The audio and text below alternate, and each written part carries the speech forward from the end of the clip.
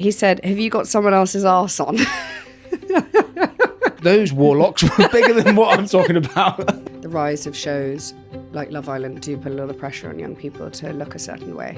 You shine a flashlight at their bum and worms will come out. No. Gross. It's like some shit off X-Files. That is disgusting. We're rolling and Ryan's distracted because he's taking a photo of his iWatch. iWatch. You don't have to say iWatch. Just say watch. That's displaying 11:11. I knew I'd get you into that witchy stuff. No, you really have on this one, because every time I look at my watch or my phone, it's 11:11. And that does look quite cool, doesn't it? Everyone in this room is now going to be blessed with the 11:11. Great. Good luck. The angels are going to be watching. They are. Every time I looked at my watch in the desert, by the way, not to keep flicking reference back to that, but 11:11. And I was like, someone is watching. Someone's got me here. To the point where I'm convinced, well, I've convinced myself, I want to get a small tattoo on that part of my finger there. Saying 11:11? Yeah. I'm quite interested by hand tattoos. Like very small, like a bit like Flo, your friend Flo. She's got really cool tattoos. She's got loads. Well, on my goals for 2025, it's actually sat there for the last 2 years. So I think it's been brought through from 2023 to 2024 and now into 2025. Yeah. Is get lucky tattoo. Just the word lucky or get lucky? No, get lucky. No, lucky. But lol if it was get lucky, because I was going to get it down by my C-section scar. Yo. So then if it's down by my vag, that's a different meaning. That's very different. And also imagine actually getting someone to do that on your body in that place. It's so embarrassing. Lucky, that's cool though. You should do that. Originally, I wanted to get something saying alive or just a reminder that I'm alive and present. Nice. But I think lucky feels more That's cool. cute. I really like tattoos that have got meaning to people. There's a girl who we work with called Louise, and she's actually got, I noticed the other day she was wearing a short sleeve t-shirt and she's got a red tattoo. Oh, nice.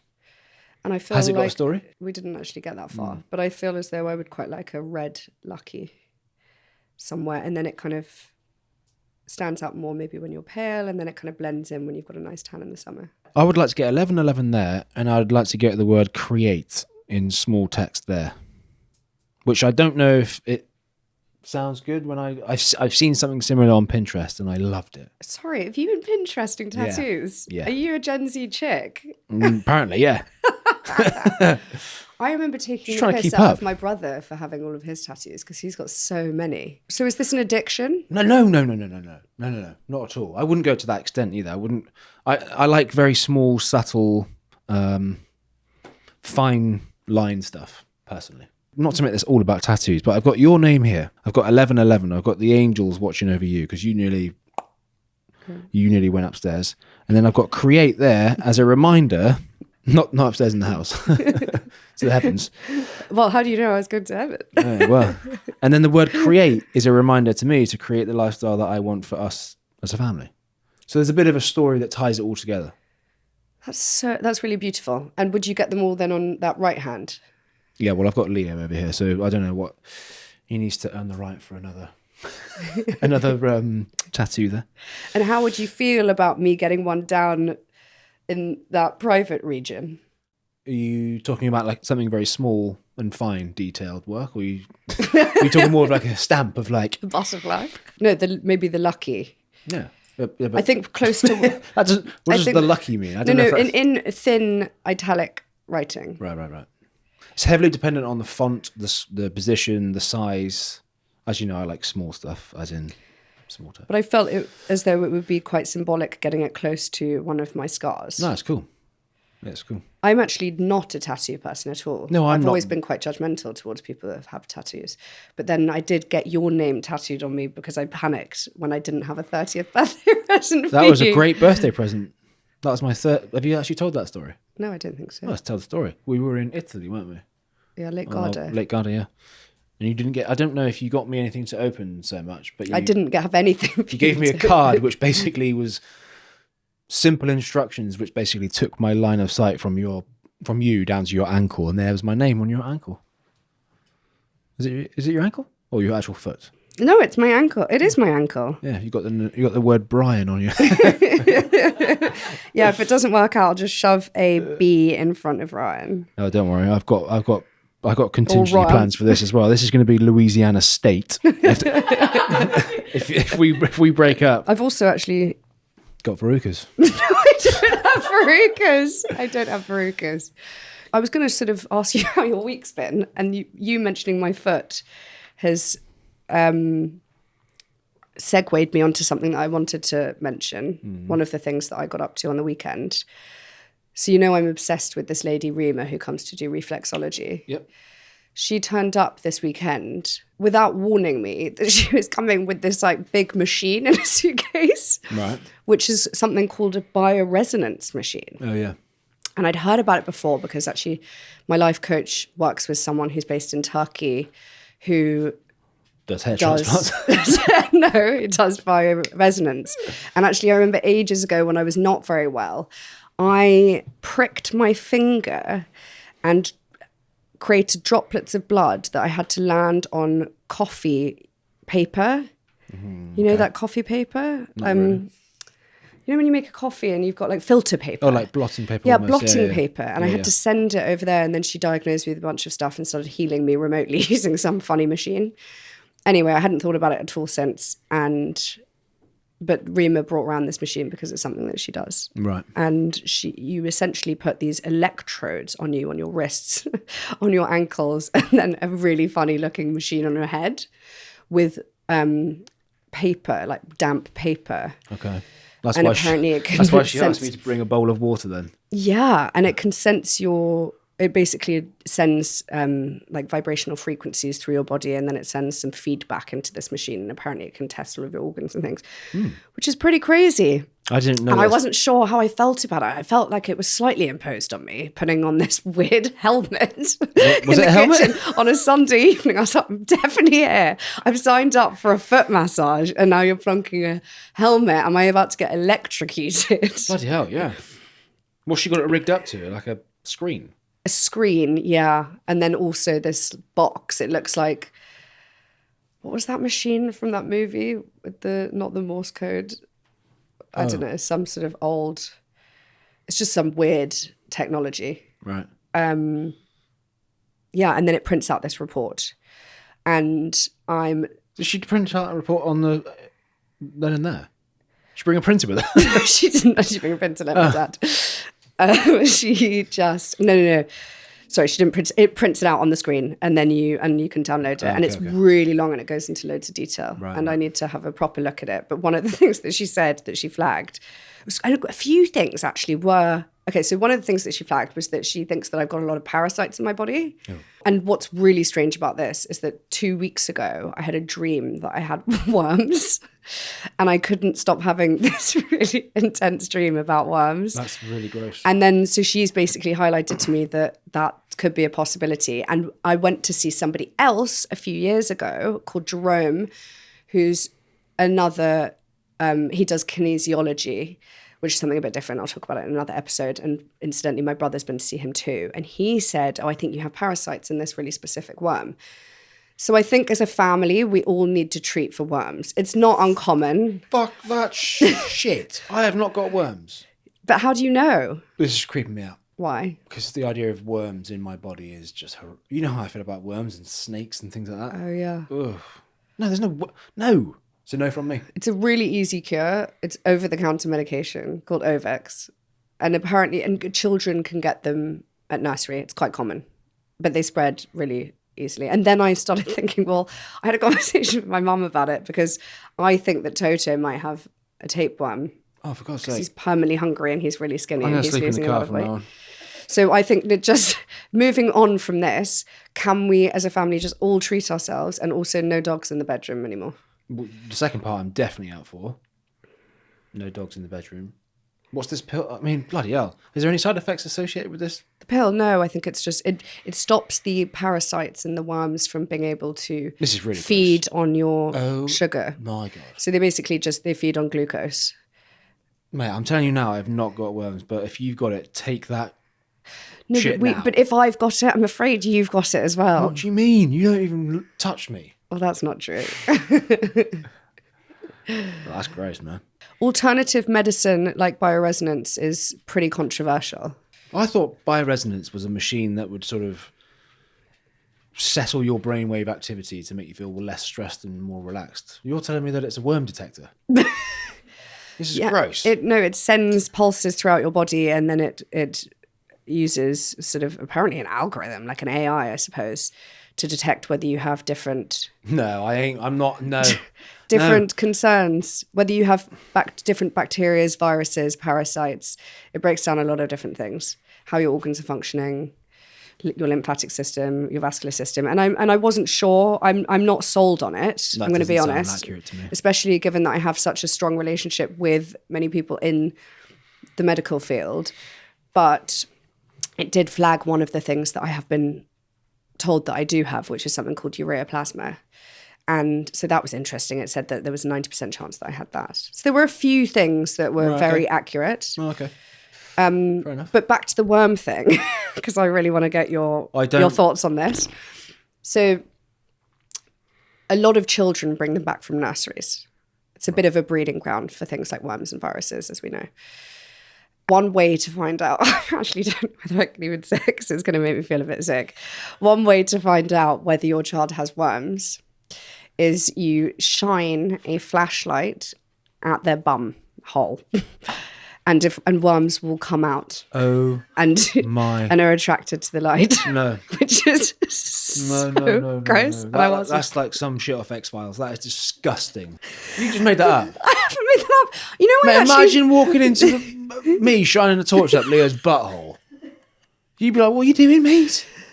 I would definitely be like, what are you doing? Oh my God, no. If worms came... No, I can't even have this conversation. Because there are so many things that I don't tell you, but I'll tell you now. Like, I've already spoken to the GP about this morning. What? Because I'm concerned about it. And she said, have you checked your partner to see whether he's got them? Have you put a flashlight up his chuff? And she didn't actually say about the flashlight thing, but I've got it under control, don't worry. But I might have to get a flashlight and shine it at your bottom I'm telling you, no. later. I'm running clean here. The worst thing for me is that how are they... So if you shine a torch up my bum, it only goes up 20 centimetres. So I really don't want to get worms stuck up there because there's no proper through flow. So then how are the worms coming out of me? So I need to just be extra diligent when it comes to this kind of thing. I don't know if I can do this episode like this. This is gross. Why are we talking about worms? Okay, well so how's your week been? What have you been up to? You went for a run this morning with Sam. Why don't we talk about that? You were feeling really good this morning. Yeah, but I don't know why we've gone down that. That's just fucking weird. You're looking really well. Thanks. I'm really liking the mullet. Mullet season. I've never actually had the cojones to do it. Sorry. By the way, mullet season and then a little flick. I like this alter ego. I've only edged into it, but yeah. You look really good. Thanks.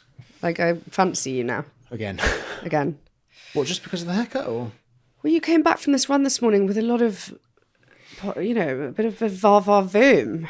I was actually quite impressed. I don't often go running with Sam, but we went for a run this morning, and I got to tell you, he's a good runner. Is he? Yeah, he's really... I think he's built for that. He's got long, slender legs. Quite light. Seems to be pretty good, yeah. It was actually really fun. And, as you might expect, didn't shut up the whole way. Just the visuals I'm getting of you two running is quite funny. You're like this buffalo and he's like this little serpent. And when you said that about his skinny legs, it reminded me that when we were growing up, he used to get called snake hips. My dad would always call him snake hips. He's very skinny. Yeah. But hey, I think worked in his favour. He was cruising. And yeah, he was chatting the whole way, but it was quite nice. I think that's a good environment for blokes to talk, though. When you're in motion like that, it's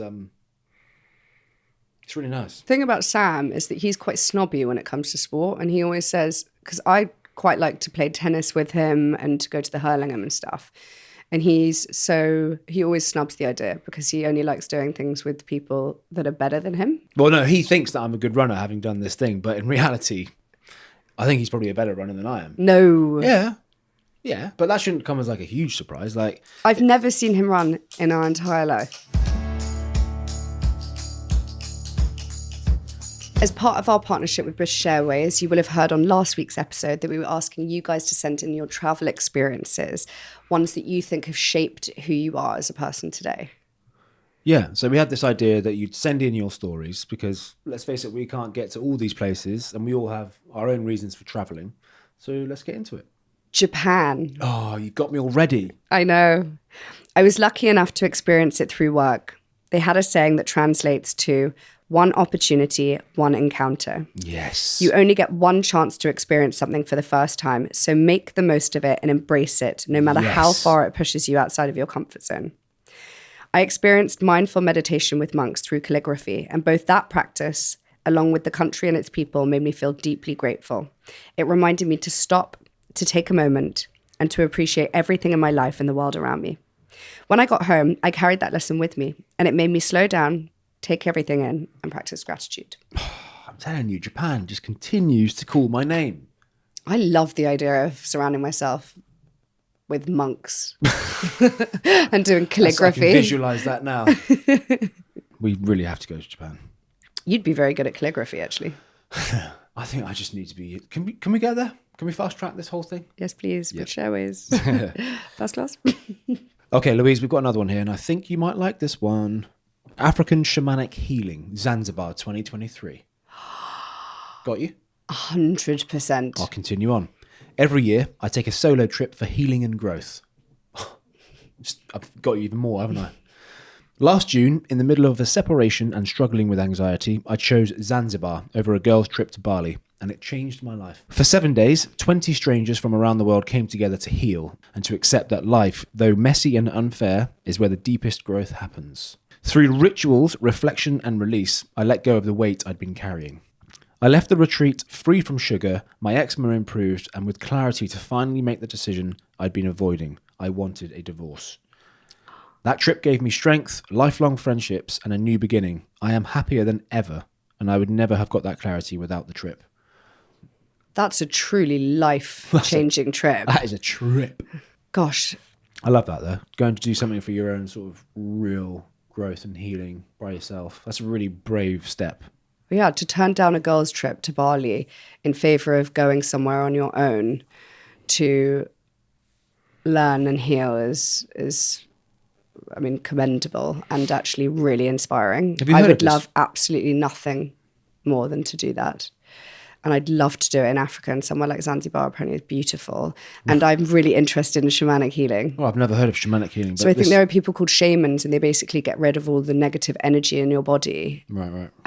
So it's quite a spiritual practice. And I think there's like dancing and movement and trances and that sort of thing. But what I love about that is going somewhere and finding a community of people that have also gone there to do the same thing.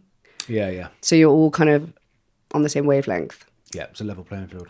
I guess a bit like when you did the MDS, like you know that you're uniting with a group of people who want to work through something and push themselves through something really hard. This is, it draws in people that want to work on themselves. That just goes to show the impact of stress as well, because she came back off that retreat free from sugar, eczema had improved, and clarity to make like life changing And getting decisions. a divorce. Oh, it's just amazing. That's big. That's a new life. That's I mean, a new chapter. That's a life transplant. That's a life transplant. Okay, I'm living in my Sex and the City era. This is also the place that I've wanted to live my entire life. Take me on this journey. The Big Apple, NYC, New York City, 2004.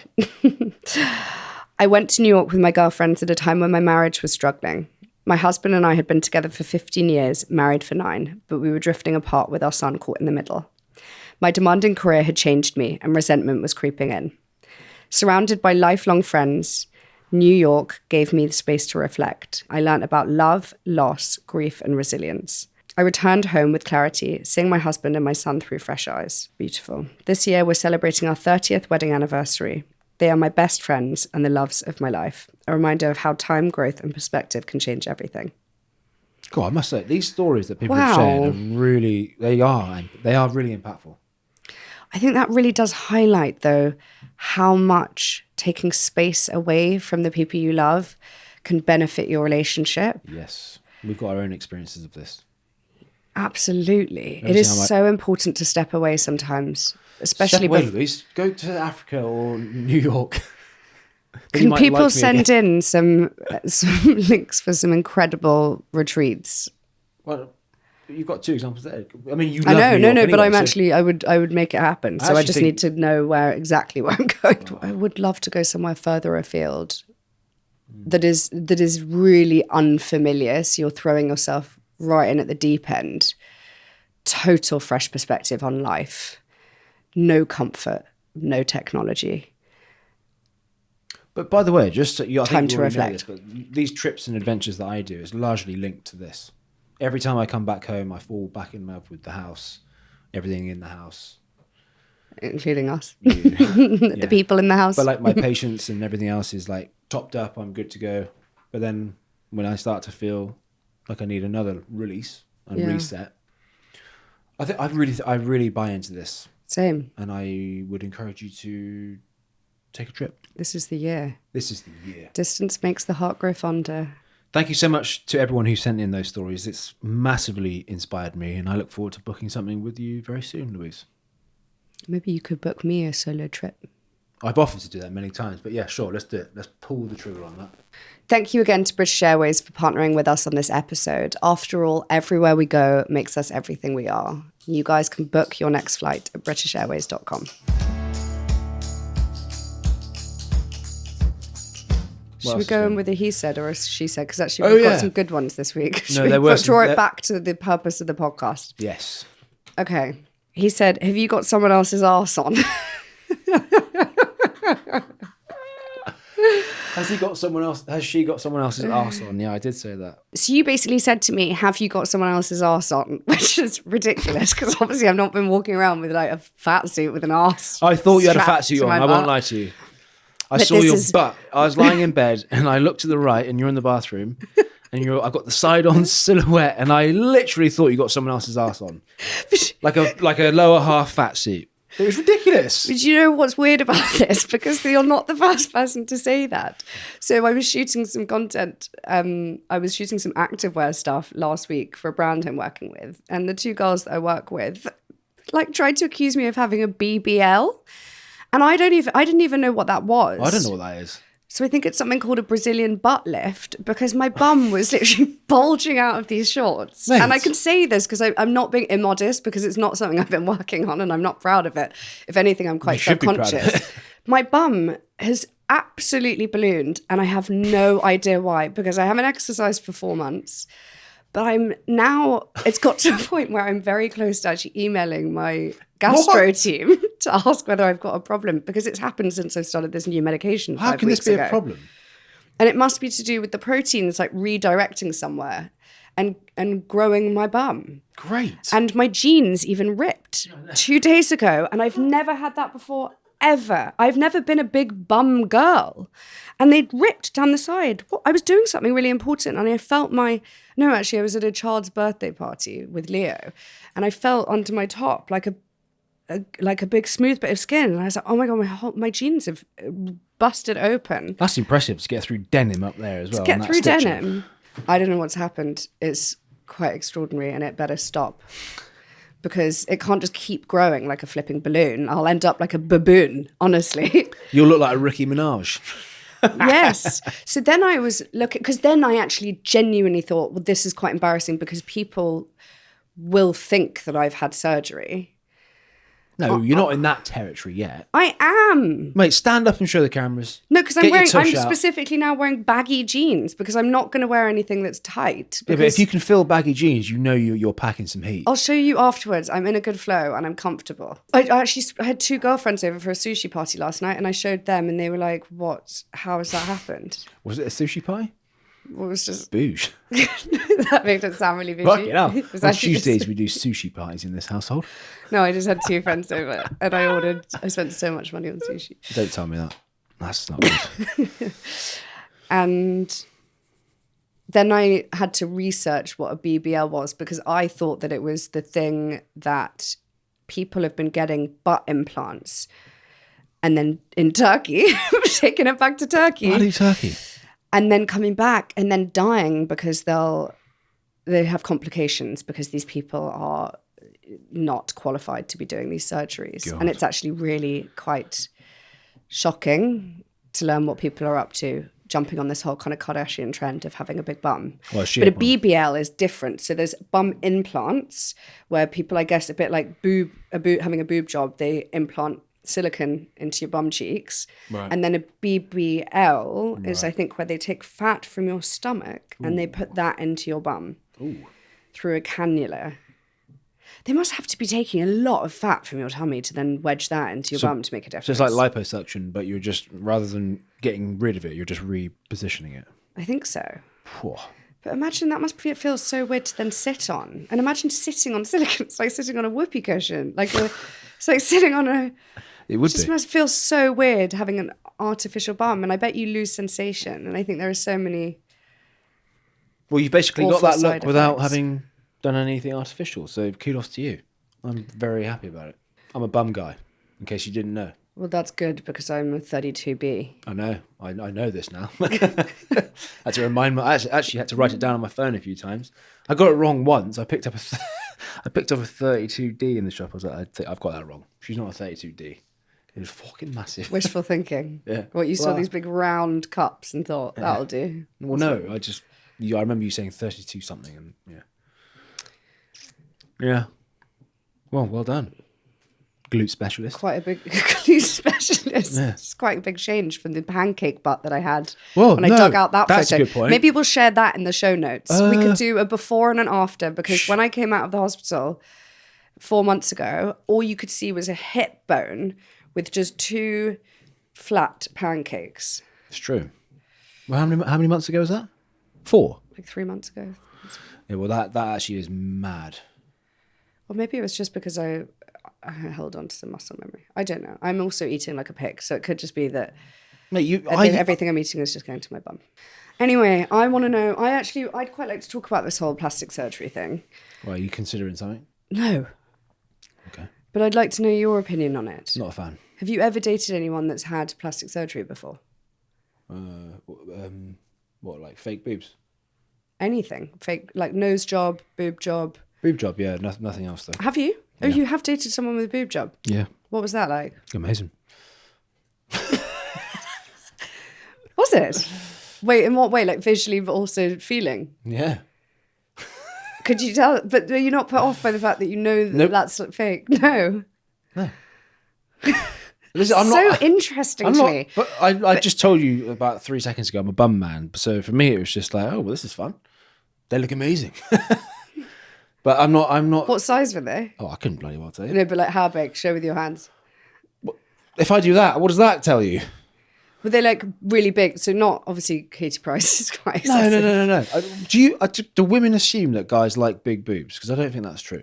I don't know. These were just like very orb-like, like very perky round tits, and I was like, "This is amazing."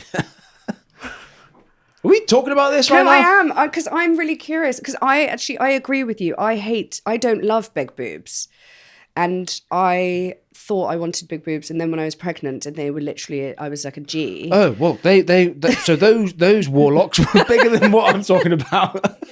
And how did you feel about those? I was shocked. I was shook. You took that was another situation where you put on someone else's body. That was wild. And they were too big for you. Well, you're such a Just petite. be honest. On you. I mean, if you, I don't know. No, I wasn't mad at it, but I was like, whoo. You were mad at it. You're a very petite frame though, so I don't know. For you, I don't know if it would be necessary. It was very top heavy. It's quite hard to dress when you have big boobs because it becomes a bit of a shelf. So I quite like being able to wear like a low V cut thing. And I found when I was carrying the warlocks that you just called them, I couldn't move around as much and I couldn't exercise as much. So I felt somewhat restricted. My personal opinions on surgery are quite split. There was a girl who was at school with me growing up, and she actually had a boob reduction because she struggled with how big her boobs were naturally. And I completely get that. But I'm not huge on like tampering with your body. Then again, I have a close friend who did have a nose job. I think you'd be surprised by how many celebrities have had Oh no, I don't think I plastic would. surgery. I think I'm somewhat aware. So like I'd go as far as to say like 50% of all famous women have had a nose job. I would say more than 50%. And this is coming from That's a someone who really lives under bold a claim. rock. Mate, more than 50% for sure, I reckon. I've had surgery, but not a rhinoplasty. What's a rhinoplasty? A nose job. Is it called a rhinoplasty? Yeah. Bloody hell. Bella Hadid had one when she was 14. Yeah, but you can get some real subtle things going on. You can get like, I don't know, like little bits of bone chiseled off the chin, can't you? You can get like things filed off your jawbone here. There's a lot. I mean, I'm sort of talking like I don't really know what I'm talking about, but I know that you can do some real subtle maneuvers with facial construction, can't you? Have you ever had anything? No. I've had my teeth, my front 4 teeth are veneers, but that's because I got them smashed out playing rugby. Are they full veneers or are they just like filling in missing bits? So I think this one has a crown. Is it called a crown? Where they just slot something on, but the ones around it are veneers, to my knowledge, which I think means they shaved it down. Oh, you've got a peg to a post, yeah, and then yeah. So those are. Is that in the conversation of plastic surgery? No, it's just cosmetic work, isn't it? Cosmetic surgery. And then I went with you one time to get my lumpy forehead looked at, and that was the most ridiculous experience of my life. I'll never do that again. I know, you were so scared of the needles, but you were really worried that you had these like indents in your head. Yeah, I've actually still got them. Do you know that? I don't know if you can see them now, but if I run my finger across my forehead, it's not smooth. I think that men really do age like a fine wine, and that I would not be into a guy that has had surgery. I think it's really obvious when people have, and it wouldn't be for me.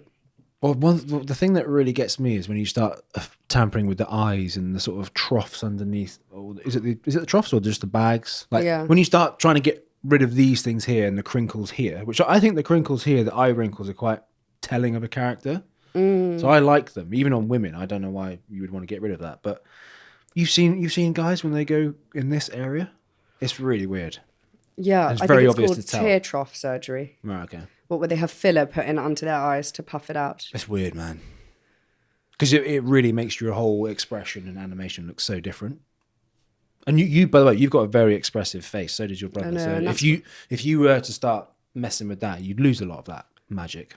Because I have had Botox before, but also I don't think it works for me. Well, you don't actually need it. Like your skin is. But no, look, I'm like really expressive. So then when it gets frozen, it just doesn't suit. Have you had plastic surgery done that I don't know about?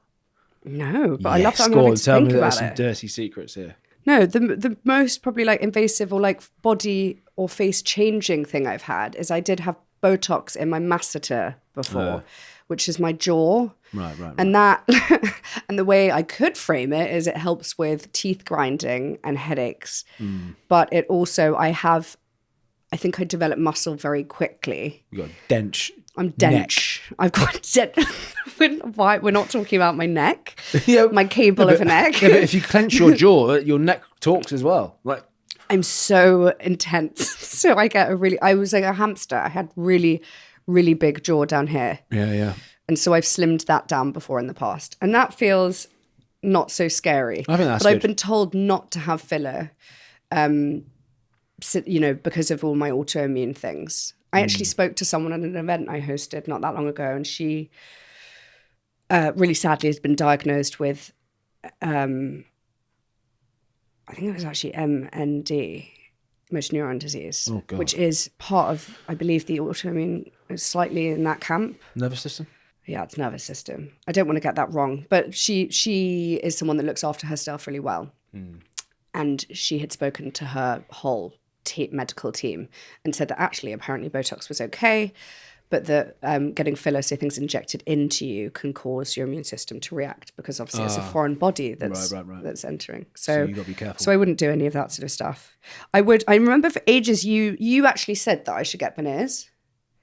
Did I? That makes you sound awful, doesn't it? Yeah, I probably didn't mean it like that though.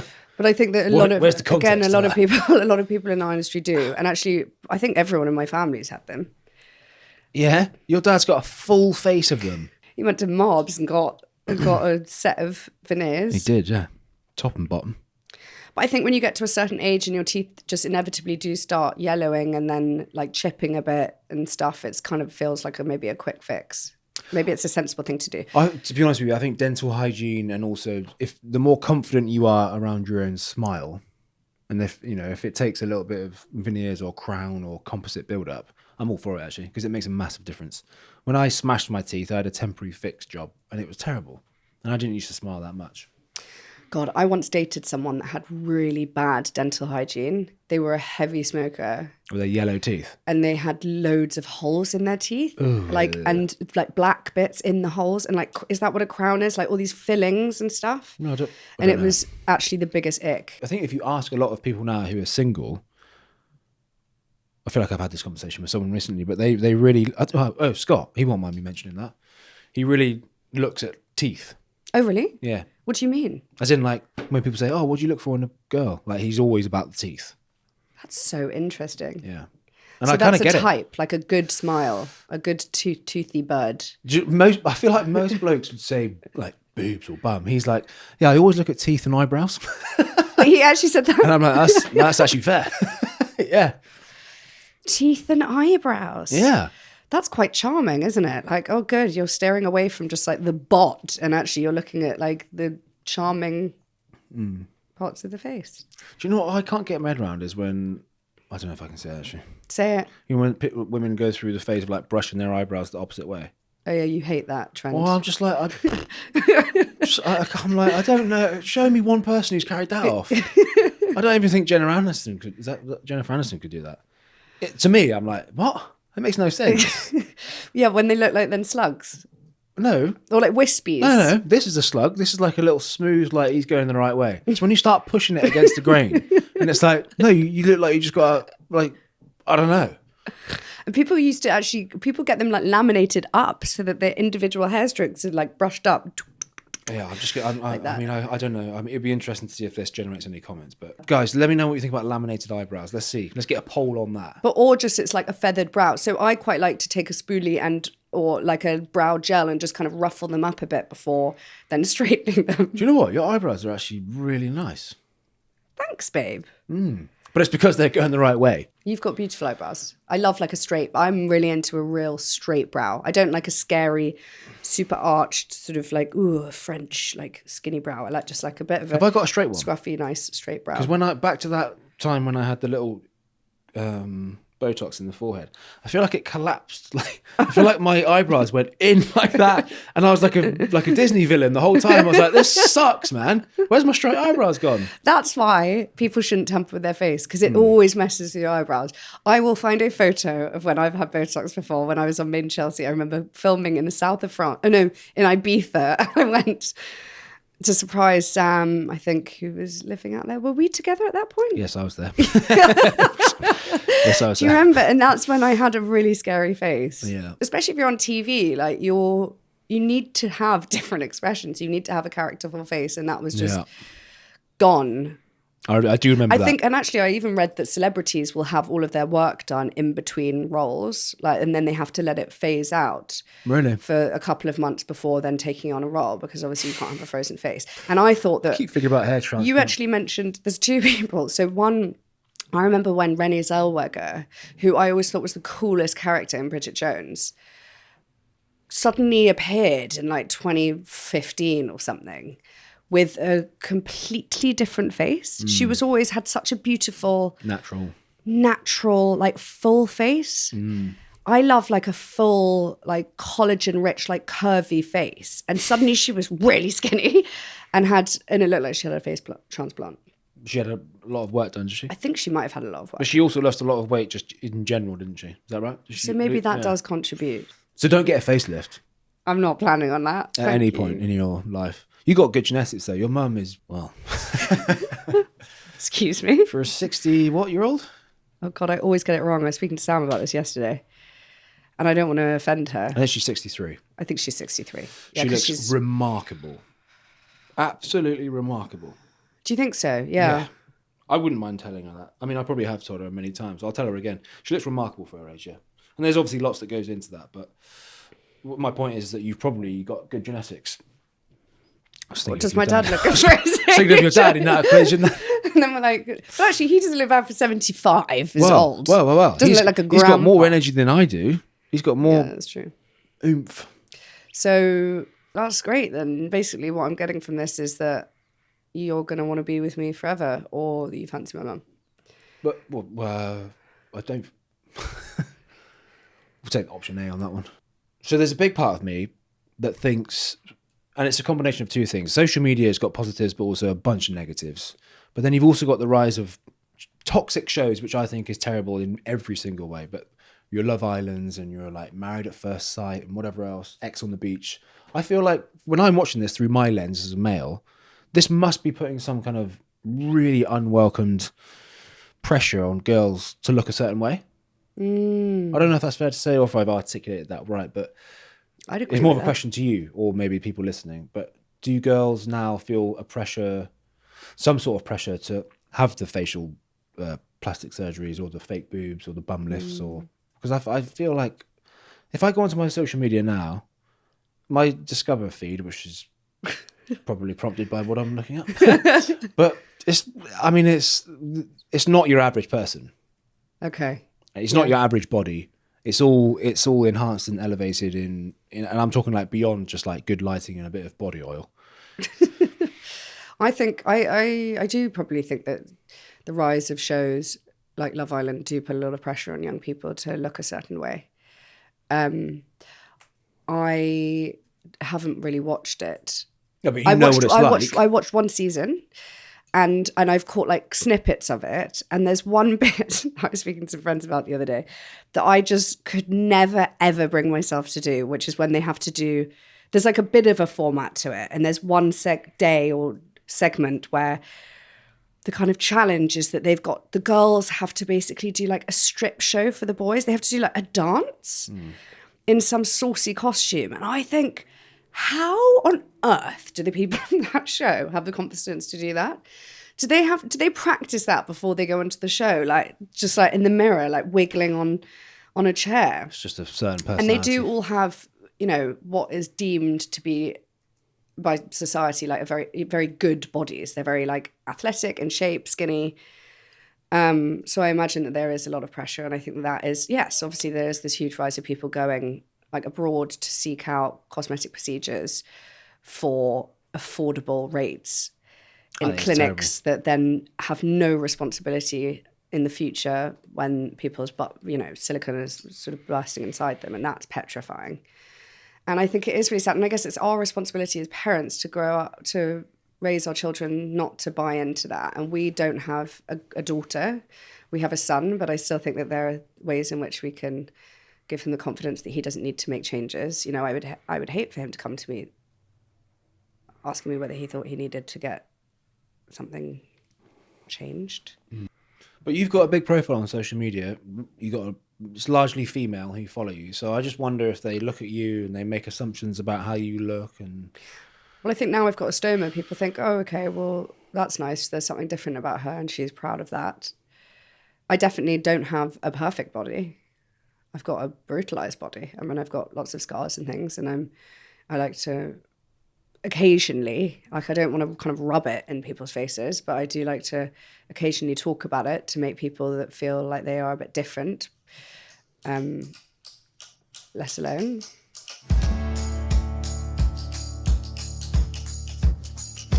I've got a great listener submission for you this week, Ryan. Okay, let's go. He said, we don't have much in common. Hi, Ryan and Louise. An issue that keeps coming up for my husband and I is hobbies, or lack thereof. We have been married for nearly 25 years and have a large family of 5 kids. Wow. He works full-time as an electrical engineer and I'm a mature student nurse. Our jobs and responsibilities are very different. Life is busy, and although we spend almost every night with each other, he worries that we don't have much in common. He loves art, being creative and drawing, and I love animals and watching TV. I spend most of my time walking the dogs and watching every hospital program on TV.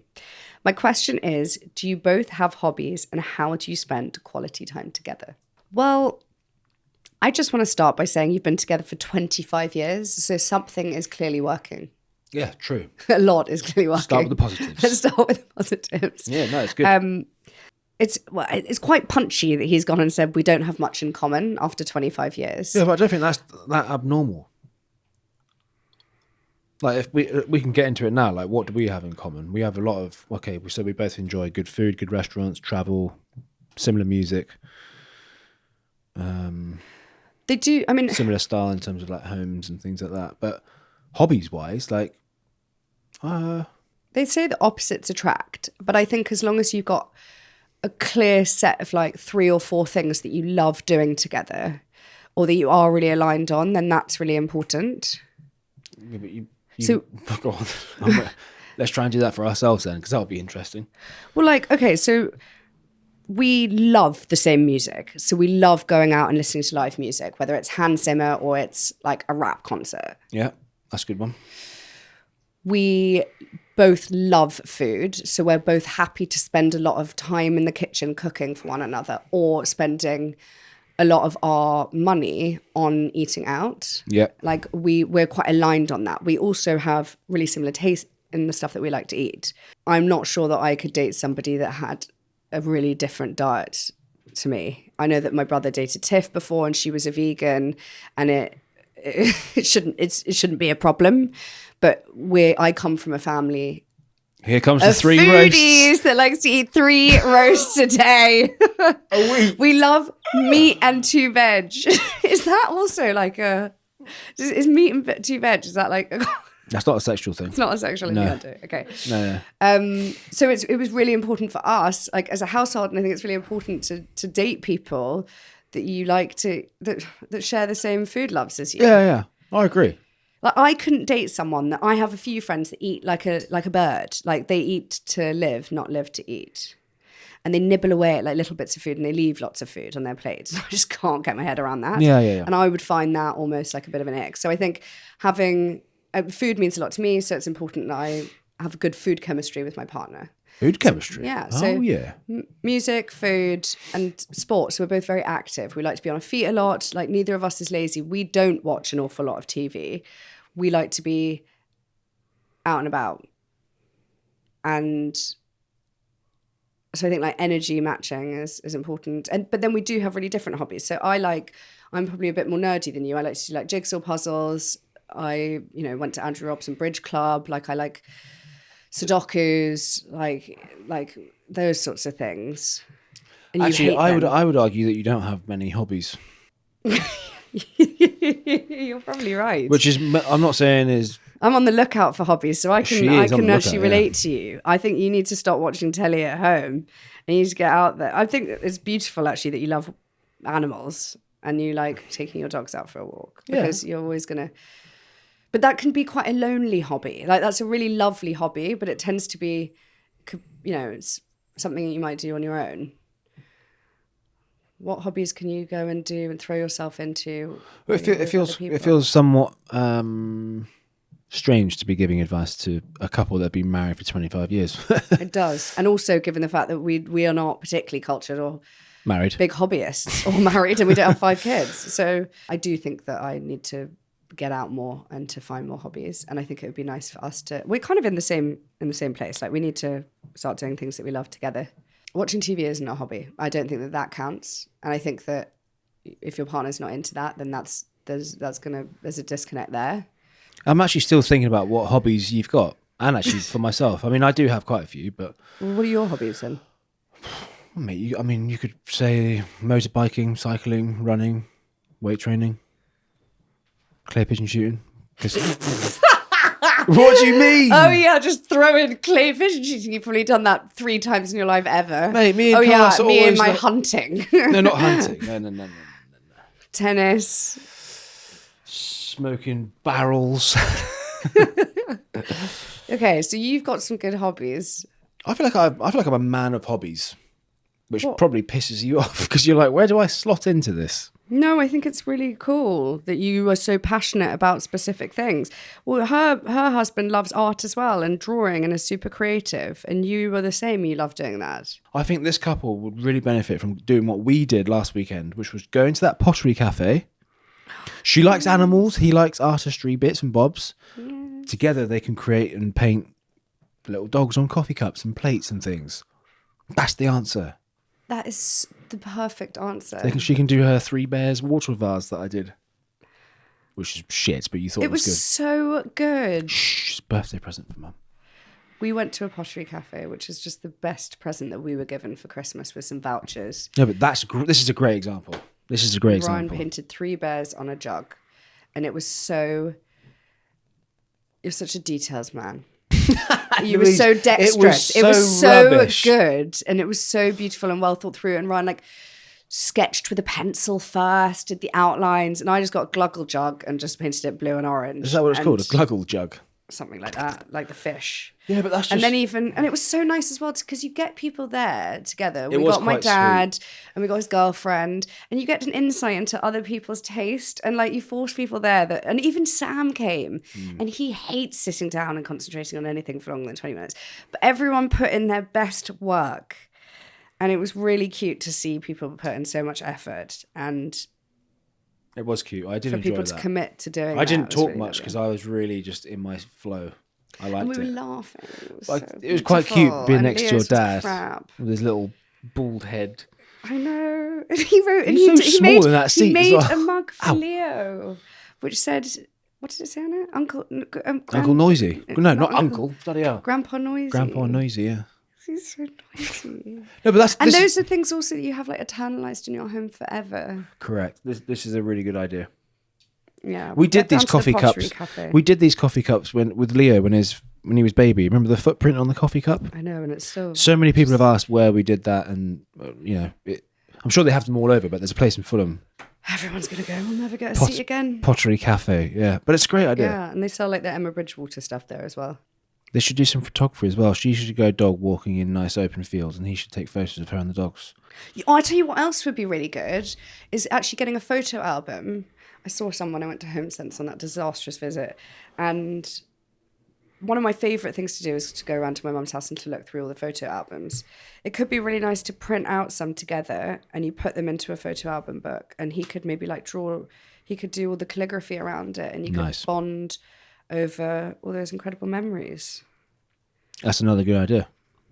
Photo albums are a beautiful thing to have. Yeah. My mum's been asking me to do a photo album of Leo for day one since he was around. And why have you not done it? It's a very time for me to do a job like that. I would want to take such time over it, and like you say, annotate it and write a story of context to the photos and how it leads on to the next stage.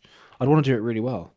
Okay, good. I think we've got some great ideas there. I hope you guys enjoyed listening, and if you've got any ideas for couples' hobbies for reconnecting, then please do send them in, because No, that's a great idea. I think everybody could benefit from that list.